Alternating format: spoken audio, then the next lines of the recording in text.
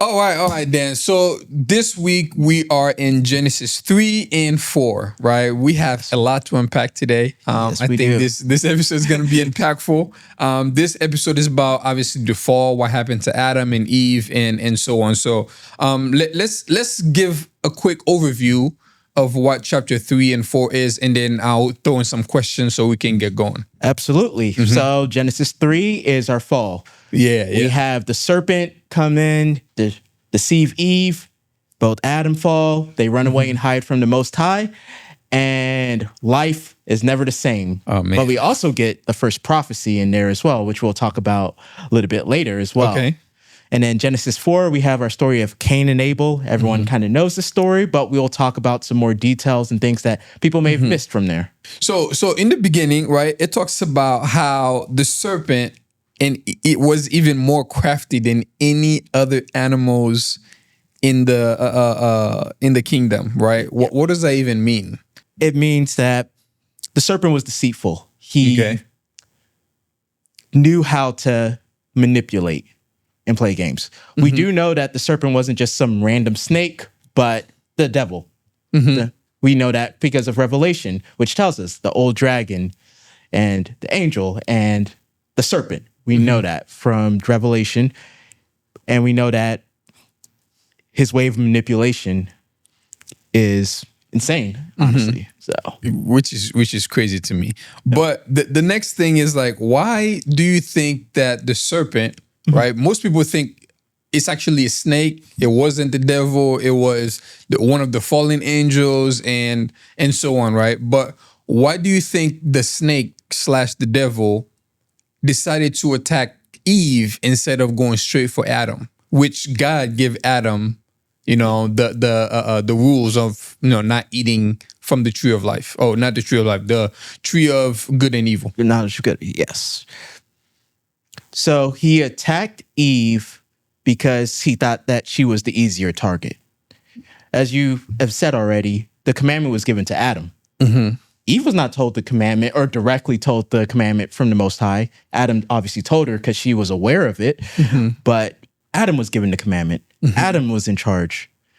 Adam was supposed to be the boss. Adam is the closest thing we have to a human being like the Most High.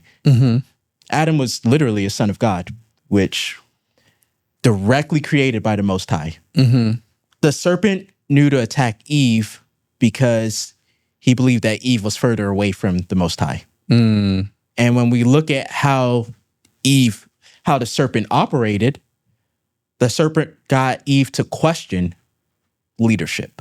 So the first words out of his mouth was, did the Most High really say that? Did y'all really say that you couldn't eat from that?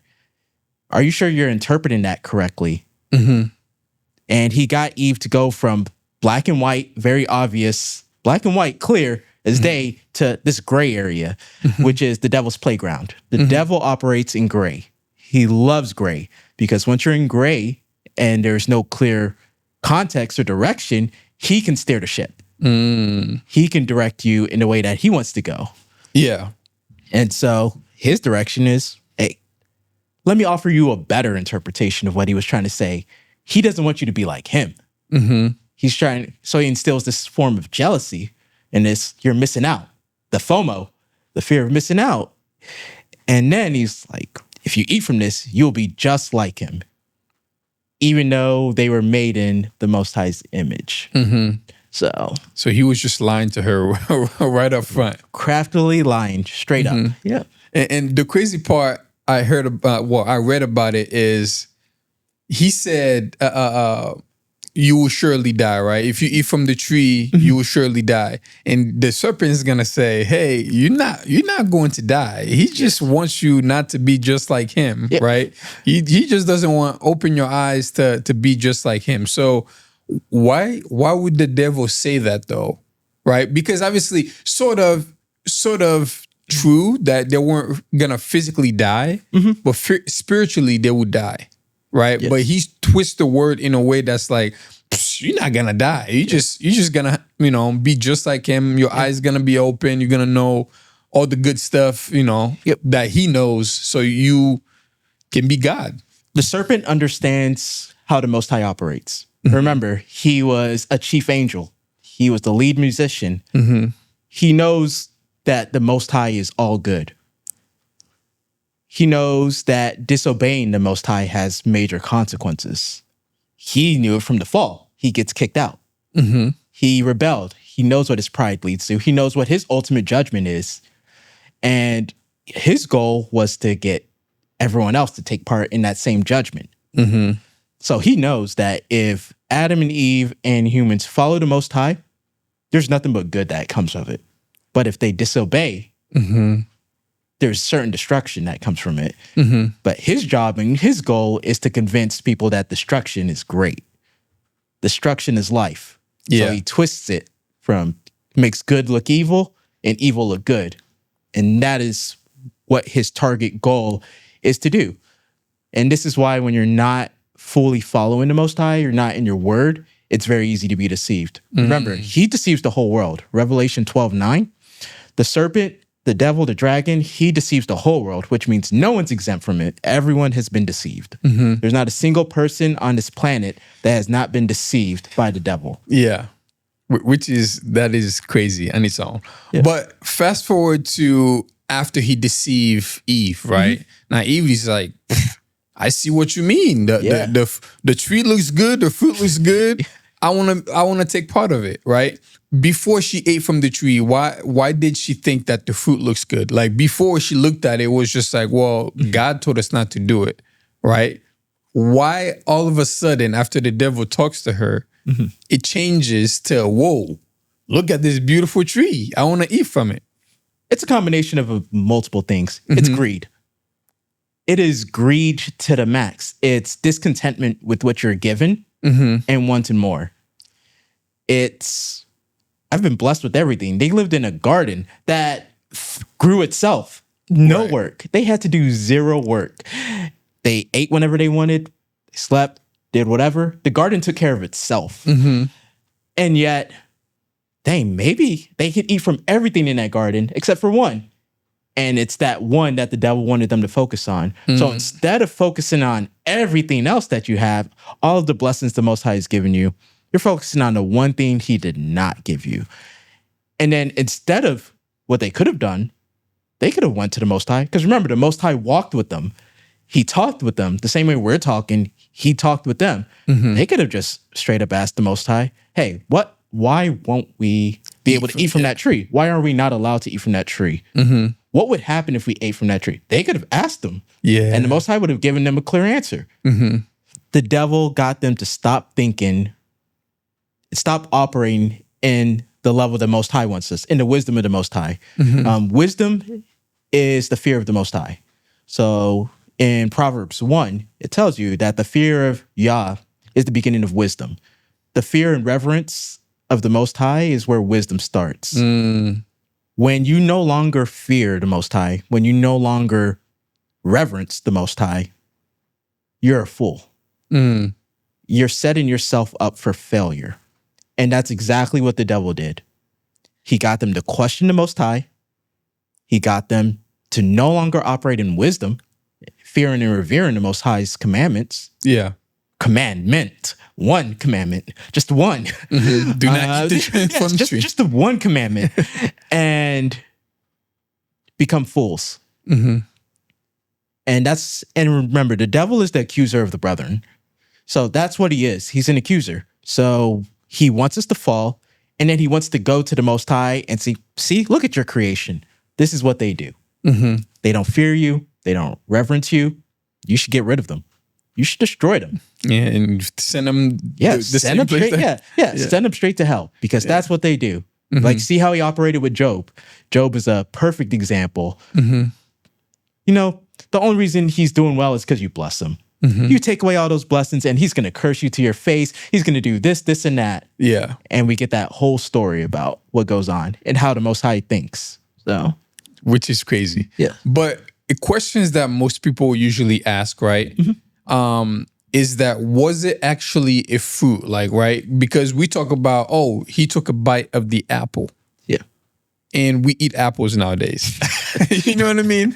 Every time we eat the apple is another sin. Do you get the questions I'm trying to ask? I believe so. I think that there's some schools of thought that think that it was more of a figurative thing. We're not told what kind of fruit it was. Everyone just assumes apple, and I don't know where that originally came from. Yeah. But everyone assumes apple.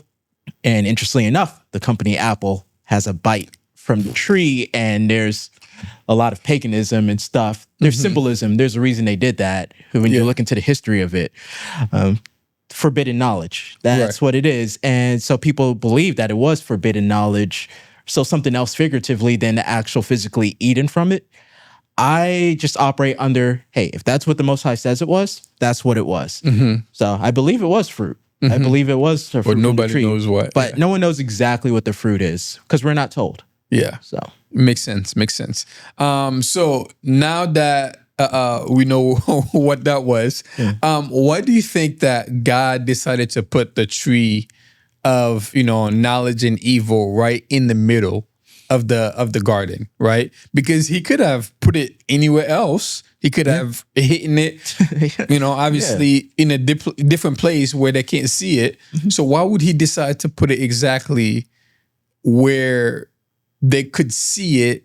yes, And obviously be tempted enough to touch it and eat it. that's a good question. The scriptures don't say why. Okay. And honestly, it doesn't even matter why he put it or where he put it, Yeah. because the issue was always the obedience component. The Most High wants obedience. That's what he desires. He gave free will. It wouldn't necessarily be free will if he did not give them anything that they could rebel against. If he created robots who can't rebel, Yeah. then can we truly say that we love them? He gave them an option. He presented life and all the things in the abundance that it has. But then he also gave them the option of disobedience. So he gave them the tree. He showed them everything else that they could have. All the animals, all the other trees, everything. They had the world. They had dominion of the world. And yet one tree was the only thing that he withheld from them. For their own good, one thing that he withheld from them, and they chose Go against it. to go against it. Yeah. So it is hard to truly say why that option to sin was there. But the deeper thing and deeper concern is, why do humans feel the need to rebel against the Most High? What is it that the Most High has held back from you? Yeah. And why do you think that you should deserve or need it? Yeah. So Do you think that we act in the same nowadays, right? Like God can give us everything that we need. But even if you have, $10,000 a month, but we like, wait, hold up. It's $10,000, but we need at least 50. You know what I mean? Yeah. So why do you think we operate that way? And why has it been like that since the beginning of time? it's been like that because of human nature. Our fallen human nature thinks like that. Our fallen nature says more and more and more. And that fallen nature is never satisfied. Greed is never satisfied. This is why you have billionaires who still feel like they don't have enough money. This is why you have people who have an abundance of food and still complain that there's nothing to eat. You have abundance of clothes. Still, there's nothing to wear. Yeah. And that's because we, instead of thinking the way the Most High wants us to think and being content with what we have, we like to focus on what we don't have. Yeah. And that is, there's that saying, comparison is the thief of joy. And we compare ourselves to other people in a negative light. We look at, dang, they have this, this, and that. They must be happier than I am. I want that. Instead of looking at, well, hey, you got a house, you got shelter, you got food, you're alive. A lot of people, you have your help. Those are like invaluable things. And you don't truly know the value of it until you don't have it anymore. Yeah. Yeah. So a classic test that someone said to do is, if you were robbed of everything you were not thankful of, what would you have tomorrow? So if you only kept what you were thankful for the day before, what would you have tomorrow? And sometimes I can honestly say I would have nothing because I did not thank the Most High for what I did have. I didn't thank him for my health. Yeah. I just assumed, you know what? I'm healthy. Yeah. I just assumed that I would live to see another day. I just assumed that I would have food. Just assumed that I'll have shelter. Like, just assumed all of those things instead of being thankful for those things. We complain about jobs. But a lot of times those jobs that we're in are ones that we prayed about. And the Most High finally put us in that position. And do we go back and thank the Most High? Or do we start thinking about, man, this is not what it cracked out to be? Or I need to move up. I need to keep going up. I need more and more money. Right. Yeah. So, which is crazy. I mean, it's the same for us. Like you've been saying, is we're always trying to see what we can get more and not be, grateful for what we have. And that's one thing that I like to do. I'm starting to do even more is to give them thanks for, man, like give me a beautiful family and, a wonderful place to work. And I just have to be grateful because tomorrow can be taken away and obviously we'll have nothing. But anyway, moving on forward, okay? Now that Eve and Adam decided to eat from the tree, actually, let's backtrack, okay? Eve decided to eat from the tree. Let's get that straight. Eve decided to say, hey, this is good. I want to eat from it, right?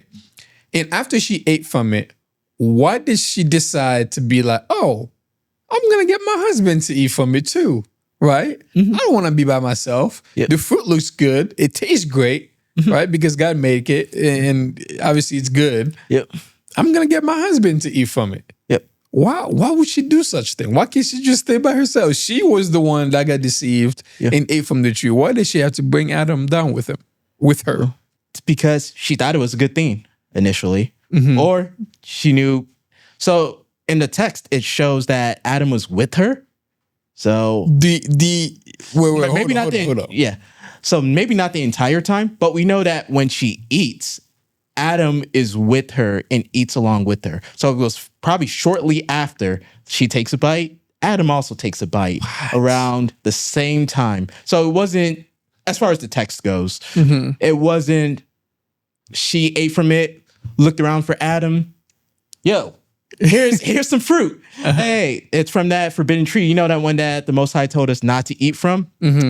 Tastes good. You should try it. Yeah. So not necessarily sure how that happened or even if it did happen that way. It's like she thought it was a good thing. Yeah, well, I was going to say because Adam, obviously, he was the one that God gave the commands to not to eat, right? So he knows exactly what not to do. So if he was with her while the serpent was trying to persuade her to do it, I don't think it would go down like that though, right? Because obviously he knows, that's what God told him. He knows. That's why the serpent had to go after Eve to deceive her first so that way she can take it to Adam. But I mean, maybe shortly after, yes, they were together. But I don't think like at that moment he was with her. I think during the initial deception, Adam was probably not there. Because Adam would have probably spoken out, or you would hope. We would hope that Adam would have spoken out about it. But I know it's skipping ahead a little bit, but Adam lacked accountability. Adam was the leader.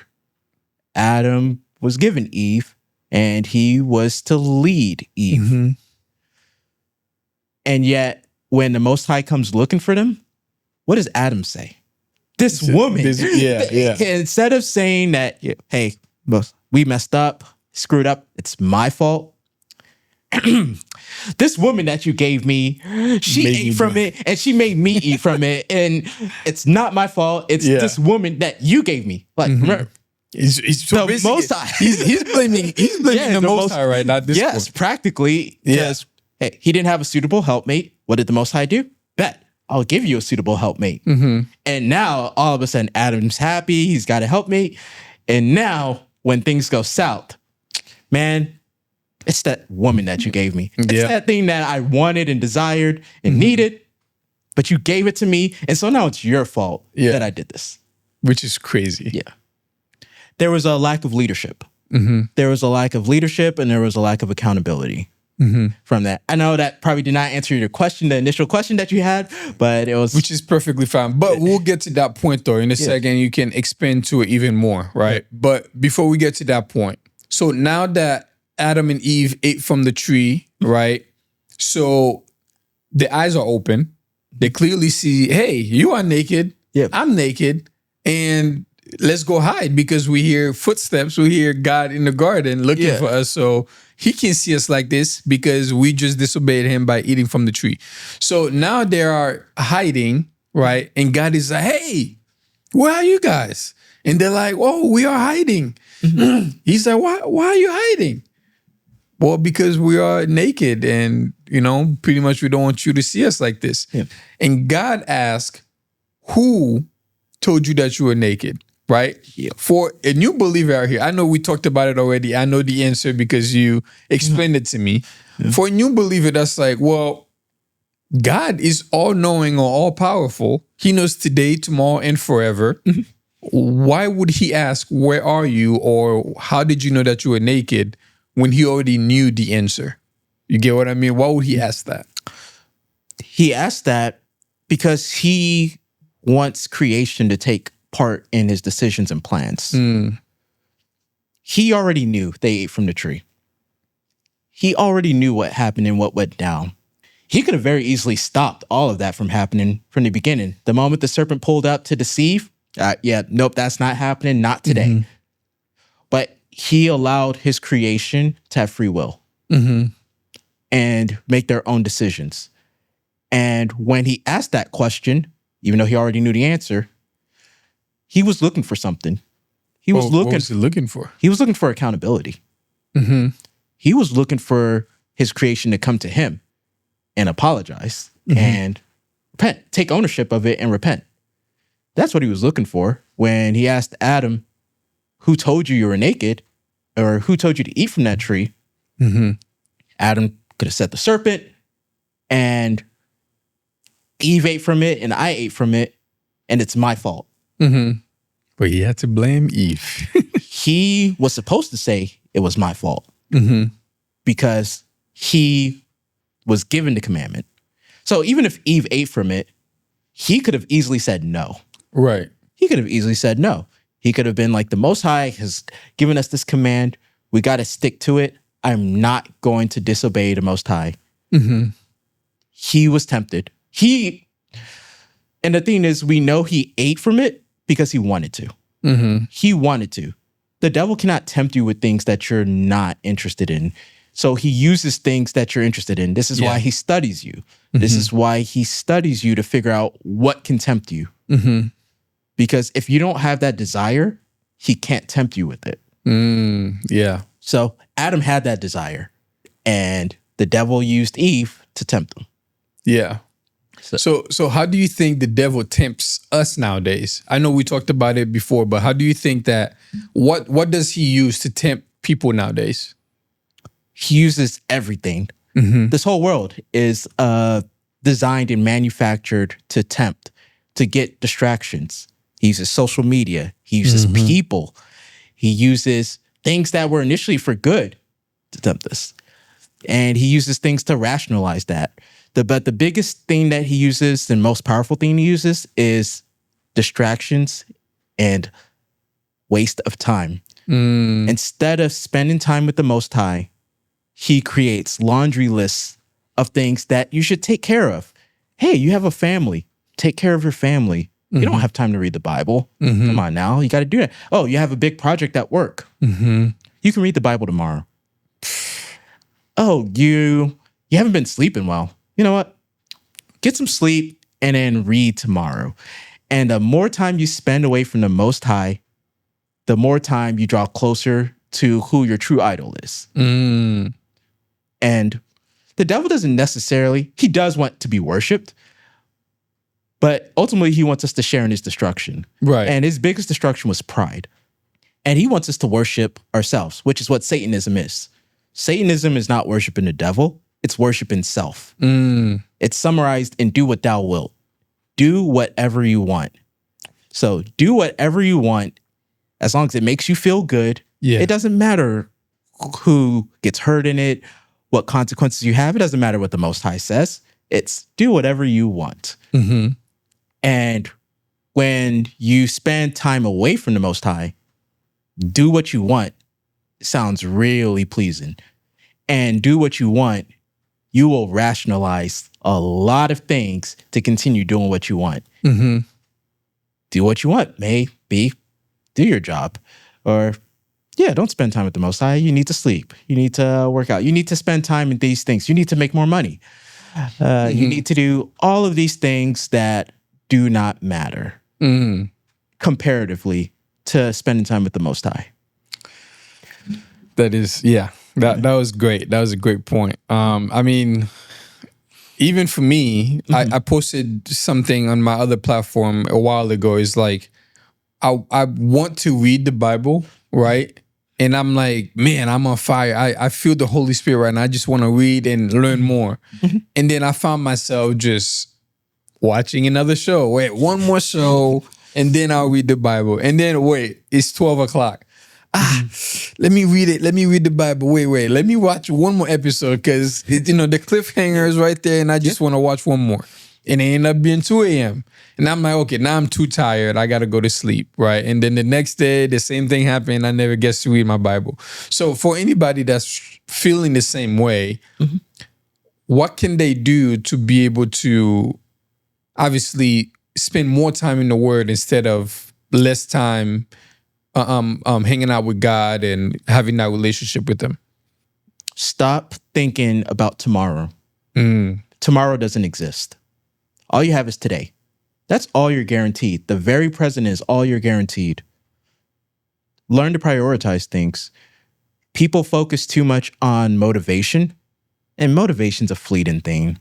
Motivation's here today and it's gone tomorrow. Motivation can be gone in a couple of hours. So it's not about motivation. It's about discipline. Discipline is a will and decision. Discipline doesn't care about your circumstances. Discipline gets it done. In the same way, you need to breathe because you need to live. You need to breath to live. You should treat spending time with the Most High to that seriousness and to that degree because that's the only way you'll be able to make it. When you're standing on Judgment Day and your whole life is bare before you, you will quickly realize how unimportant 99% of the things that we do are. All of those things that we prioritized and we thought were important, when you're standing before the Most High, all of a sudden, looks extremely pointless. Yeah. And all you have is the time that you spent with the Most High, the times that you obeyed His commandments, the time that you did His will. That's all the thing that's going to stand and the only thing that matters. For people who are new and trying to get into it, you have to set aside time. You don't have time. No one has time. You make time. Everyone has 24 hours. Everyone has 24 hours in a day. You get to carve out how you use that time. Even if it's just a minute, 30 seconds. Start with just a verse a day. I think people start with making things too ambitious, which I'm guilty of doing too. All right, so if I need to start doing this, then I need to read 18 million chapters a day. That's how it's going to work. Or I need to read a chapter a day. Maybe a chapter a day is too much for you. All right, start with a couple of verses. There's the book called Atomic Habits, which has some really useful information in there. And they talk about starting to go to the gym. Instead of carving out an hour to go to the gym, because if you know it's going to take you an hour and you're not motivated or disciplined enough to do that, you will make a laundry list of excuses. But 5 minutes. Set aside 5 minutes to go to the gym. So put on your clothes, go to the gym for 5 minutes. That's it. 5 minutes a day. And build yourself up from there. 10 minutes. 10 minutes and build yourself up. And the same thing with the scriptures. Just one verse. Open your Bible and read one verse. You have 10 seconds. You have 15 seconds. Read one verse. Yeah. Especially when you look at the time that we spend on our social media, on our phones, and you look at that screen time. And I looked at mine and I was disgusted with how much time we waste. Take some of that time and give it to the Most High. And then you're going to keep build up adding to it. And build up from there. So. Yeah, that is a great point. All right, moving forward now that God found them in the garden, right? Now God is like, well, look what you guys have done. Now I have to discipline you, right? As my children, I have to discipline you. But why did he decide to discipline the devil first or the serpent first? Was it his first creation and we come after that, even though we are higher than the devil because obviously we are his children? But why did he decide to punish the devil first before he punished us? Good question. Yeah. This wasn't the devil's first rodeo. Yeah.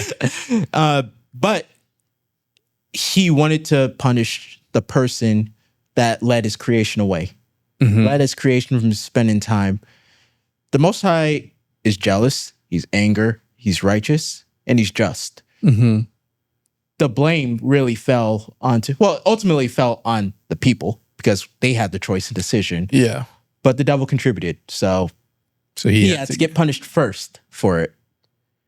And I guess the next question you'll have is probably, why were those punishments given out and what were those punishments? Yeah, please. So the devil's punishment was that he would crawl on his belly and eat dust. And we get to the prophecy about Genesis 3:15.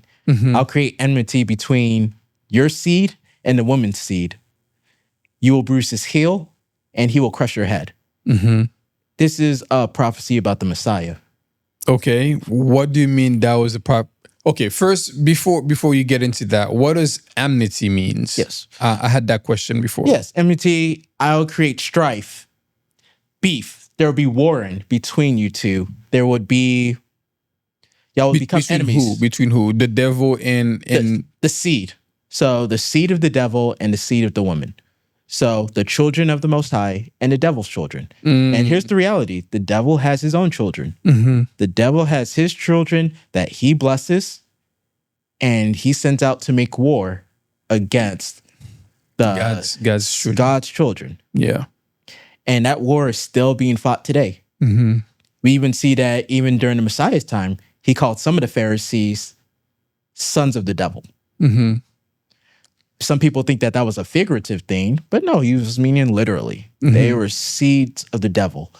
We go to Revelation 2:9 and Revelation 3:9. There's people who are of the synagogue of Satan. That war is still being fought today. So why would someone think that the devil has children, right, when he doesn't have the power to create? God created everybody, from me to you to everybody else in the world, right? God created everybody. So wouldn't it be everybody is God's children? Yes and no. So yes, everyone was originally created, every human, should say, was created by the Most High. But when we fast forward and eventually get to that talk in Genesis 6, we will talk about the fallen angels and them mating with humans, mating with women and creating their own offspring. Ah, got it. Yep. That answers the question. The Nephilim will be a major topic and a lot of sources of debate, but we will look at the text and scriptures when we get there. And so, okay, that answers the question. So you were talking about the prophecy, right? When he says that obviously bruise heel, head stuff, and enmity. So what was the prophecy about Jesus? Because the Messiah, he was the one who ultimately fulfilled that prophecy by taking the reins away from the devil. When Adam fell and Adam and Eve sinned, he lost dominion of the earth. His disobedience led to him losing dominion of the earth. He got kicked out of the garden. He loses dominion. And we fast forward and we go to the New Testament and you hear, who's the God of this world? The devil. The devil. The devil was given the reins, which is really why he caused Adam and Eve to sin, was so that he could take it for himself. That's what he wants. The Messiah comes and fulfills this prophecy because he takes back what Adam has lost. So he takes back dominion and command. When you see the devil tempt the Messiah in the wilderness or on the high mountain and he shows them all the kingdoms of the world. Yeah. And he's like, if you bow down, I'll give you these kingdoms. He had those kingdoms. The devil had ownership of those kingdoms. And the Messiah took all of that back. And when you talk about end time prophecy and what happens in that 1,000-year reign, this is the complete fulfillment of all of that. Everything comes to that head. So the bruise and the heel means that he does inflict damage. The Messiah was crucified. He was pierced. But then crushing the head, the snake's power is all in its head. That's where its venom is. That's where the fangs are. The danger of a snake is at the head. And that gets crushed. And that power gets destroyed. So when you crush a snake's head, which, I mean, you crush a lot of animals, that's game over for them. But the snake, you crush that, and now it's powerless. How do you crush the devil's head? For anybody that's in a warfare, you know? Yeah, that's a good question, because we are in warfare. And when you read Ephesians 6, it talks about putting on the armor of the Most High and preparing for war, and that you wrestle with spirits. You're not wrestling with Not just flesh people. and blood. You're not wrestling with flesh and blood. You're wrestling with spirits. So how do you crush the devil? By sticking to the Most High. You follow the examples that are laid out. When Messiah was tempted in the wilderness, what did he use? He used the scripture. He used the word. The word is a weapon. It's a living weapon.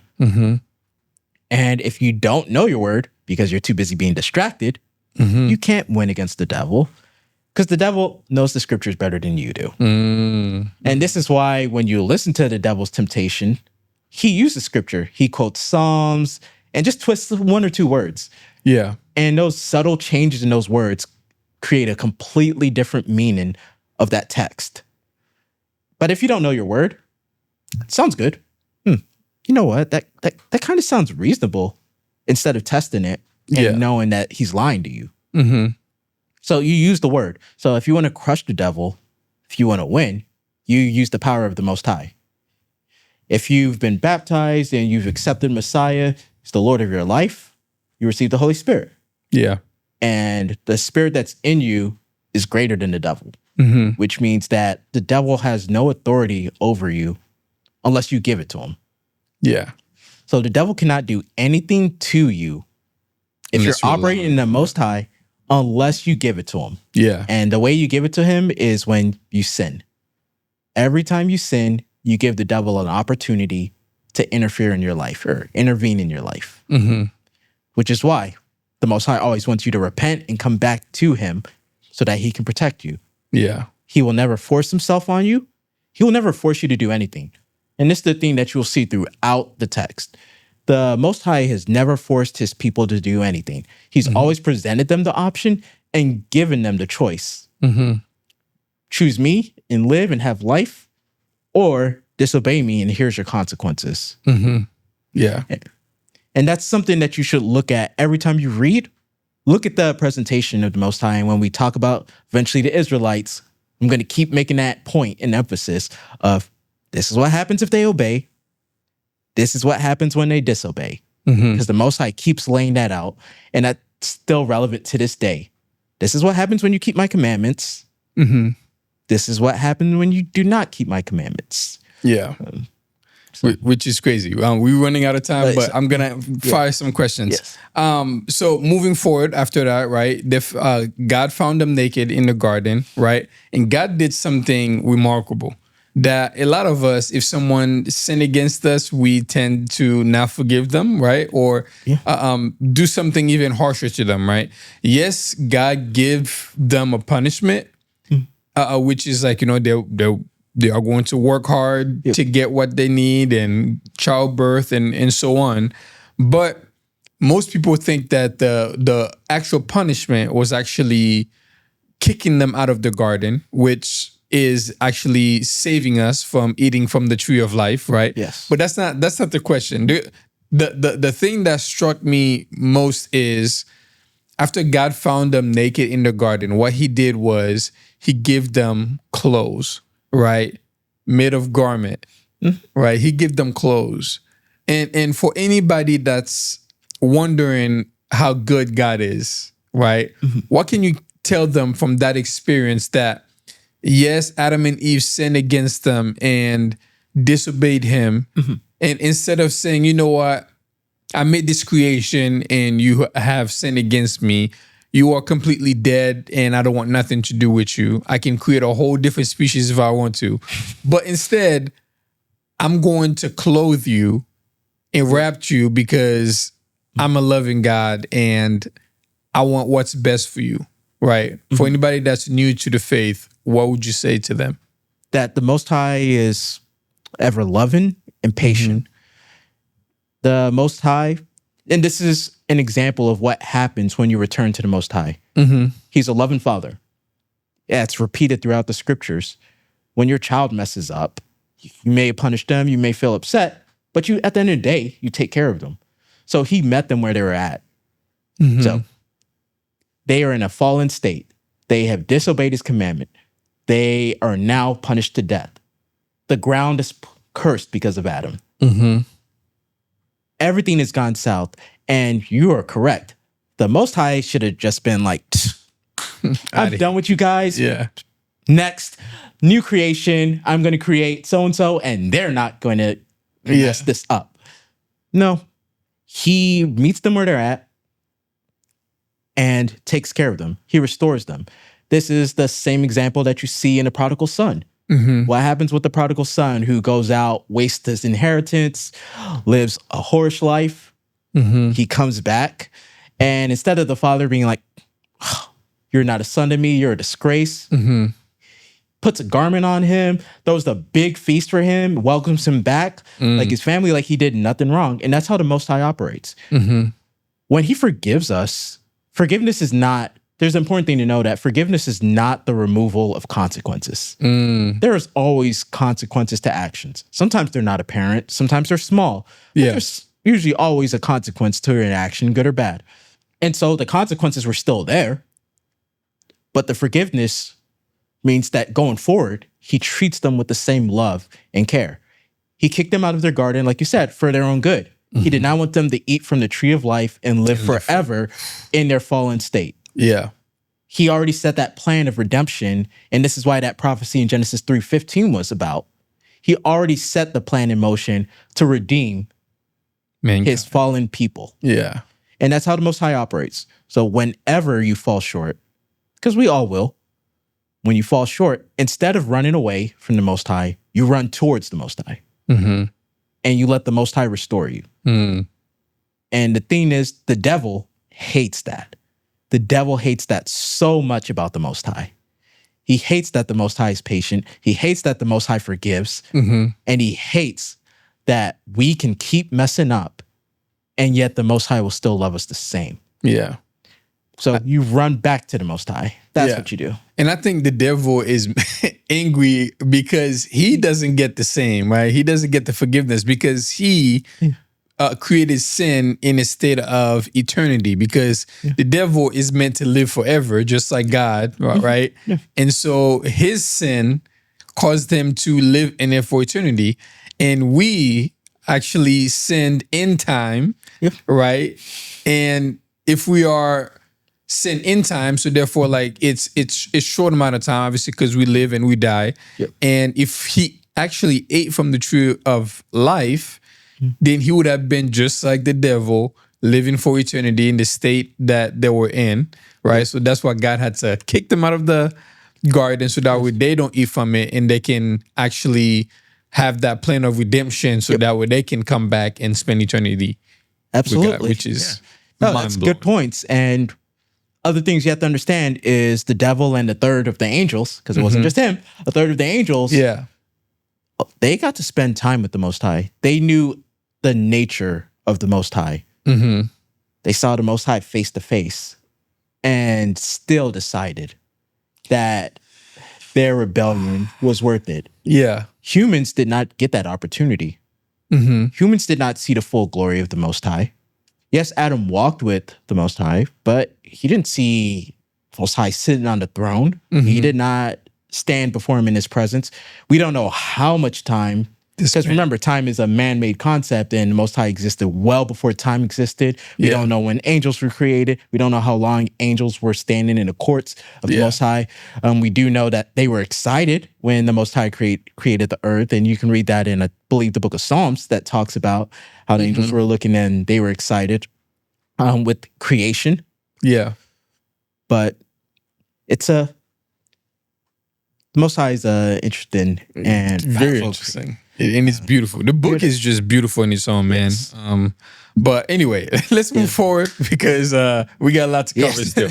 All right, now that happened, God, send them out and not forgive them, but help them out and love them anyway. Now it says that Adam and Eve made love, right? And then they had 2 sons, right? They had Abel and Cain. Yep. Okay. So Abel and Cain started living and they had their own jobs they had to do. Cain had to work the grounds, right? And Abel had to watch over the animals or the, I believe, goats and Sheeps and sheeps and he- So Cain decided to give God after some time. It says the Bible says after sometimes Cain give God fruits of the soil, right? And Abel give God the first the fat of the firstborn animals, right? God decided to found pleasure in Abel's offering to him and despise Cain's offering to him. Yes. So for someone who's new to their faith and they're like, wait, he got 2 offering and they both were good because they're both offering. Why did God decided to not go against, but take pleasure in Abel's and not Cain's? because Abel gave the best. Abel gave the best of his animals, the best of his flocks. He gave the best of what he was blessed with. Cain gave the whatever. Cain did not give the best. He gave whatever he felt like giving. You know what? It's not the perfect. It's not the best. It's all right. It's all right. Here. You can have this. Yeah. So he gave begrudgingly. He did not give out of reverence to the Most High. And the Most High takes delight and pleasure in us giving the best of what we can give. This is why when the Messiah is in the temple or in the synagogue watching people give into the offering plate, he sees people giving out of their abundance. And then he looks at the widow who gives only the 2 copper coins. And she gave of all that she had while they just gave in their abundance. She gave more than everyone else. And that's what the Most High looks at. He looks at the heart. He looks at us giving our best. And that doesn't necessarily have to be money. It's whatever, our talents, our gifts. Yeah. And that's what he looks for, because when he blesses us, he gives the best. The Most High, when he blesses, he gives exceedingly more than what we asked for and what we desired and needed. Yeah. He doesn't just give the, man, you can, here's some of this. I guess you can have it. So he doesn't operate that way, and he expects his creation to operate the same way. Yeah. And he even tells Cain, hey, don't you know that if you give me of like your best and your first fruits, I will accept your offering too? But Cain did not think like that. Yeah. So for anyone that's listening, how do we give our best to God from your knowledge? What does the Bible say about giving our best, right? So the scriptures say, whatever your hands find to do to the best of your ability. If the Most High calls you to do something, because everyone has different skill sets, everyone has different abilities, everyone is unique in the sense that the Most High has created you to fulfill a purpose. Everyone has a purpose in this life. Some people never figure that out, unfortunately. But when you find your purpose and find what you're called to do, you do it to the best of your ability. If it means giving your time in hospitality, you give the best of that. If it means working the soundboard stuff, you do that to the best of your ability. If it means growing crops, you do that to the best of your ability. Whatever it is, teach. Do it to the best of your ability. When the Most High asks for things, you do it to the best. You give to the best. If he puts it on your heart to give. Yeah. Give the best. And think about it in a way, if you're ever unsure, think about it. What kind of gift would I like to receive? If I was the recipient for this, would I want the just leftovers or would I want the best? And whatever that best is and define best, you give that. Yeah. So Yeah, that was beautifully put. But moving forward, right? Now that God decided to, you know, not like the offering that he did, and so what Cain did to Abel was that he killed him, right? He killed him because obviously he had anger in his heart, and he let sin take over, right? So now that he killed him, God decided to kick him out of his presence, right? Kick Cain out of his presence, right? And Cain was like, "You kicking me out?" Right? So like, what am I gonna do? How they gonna, anybody that find me on this earth will kill me. Yep. Right? Which is understandable why God did it. Yes. But the thing that I can't wrap my mind around is after Cain got kicked out of God's presence, God decided to put a Mark. mark on his head. Yep. So that way nobody on this earth could kill him. Yep. Why would he do that? Because once again, this goes back to the infinite patience and love and care of the Most High. The Most High punishes. Really, he's given the consequences of our actions. That's really what it is. Yeah, he's yeah. given the consequence of our actions, and yet he still loves his creation. So despite Cain committing murder, even though he was warned about it, because remember, the Most High told him, hey, man, you got to be careful. Sin is at your doorstep if you don't hold it in check. And he still went ahead and sinned anyway and killed righteous Abel. The Most High still valued Cain. Because once again, this is another opportunity. The Most High could have been like, game over. All right, you killed your own brother? Bet. You're gone. You're done. And he chose not to. He allows him, he does curse the ground, and which he takes away Cain's livelihood. Because remember, Cain Had raised everything. crops. Yeah. He raised crops, and the ground was how he made his living and lived off of. So the ground was cursed with the blood of Abel. It was cursed so that no matter what he did, he would never be able to grow a single plant ever again. Wow. And yet, the Most High still valued him enough to protect him and give him a mark so that no one would just go ahead and kill him and destroy him, even though he fell. And I guess that was an opportunity for Cain to go around the earth, even though he was away from his presence, to still call out to the Most High. And we'll see later on that it's not at this point that people start calling on the Most High. Yeah. So That was great. Last question is, so now that he got kicked out of the presence, right? He said that, what if somebody found me and killed me? Yep. Cain said, you kicking me out, what if somebody found me and killed me? Yep. Right? But only the Bible talks about that Adam and Eve made love and they had sons, right? Yeah. But it didn't say anything before that says there was anybody else on this earth. So for somebody that's listening to this and like, wait, but there was nobody else. How can somebody else found Cain and killed Cain when the Bible clearly says Adam and Eve, who was the first people on this earth, had two sons, Cain and Abel. And so does that mean there was other creation on this earth? Did God create another species that we don't know about? Look, though Adam and Eve had many children. They had numerous children.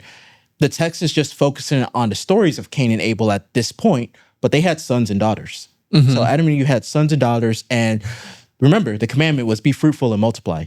So they multiplied a lot and they had lots and lots of children. So there was already children and there was other people on this earth at this point with Cain and Abel. So there weren't they weren't first. they weren't the only people there. It's just the text is focusing on the stories and the perspectives of these two individuals. Well, Cain and Abel, and more so Cain at this point. And we'll see fast forward that Cain eventually founds his own city, and it's a city of wickedness, but that's a different story and a little off topic. But yeah. So do you think that when Cain died, do you think he went to heaven or do you think he went to hell, from your own personal opinion? Obviously, we can't make any Assumption. conclusions or assumptions, or pretty much my answer would be an assumption. Yeah. At this point, and I would say that he's going to spend eternity in hell. But we're not sure of that, just based on the fact that his city was a pretty wicked city, and like the sons that he had, they partook in wickedness. So my assumption, once again, is that he probably partook in wickedness, and he was like, "I'm out of the presence of the Most High. Bet I'm going to do whatever. what I want Yeah. against the Most High."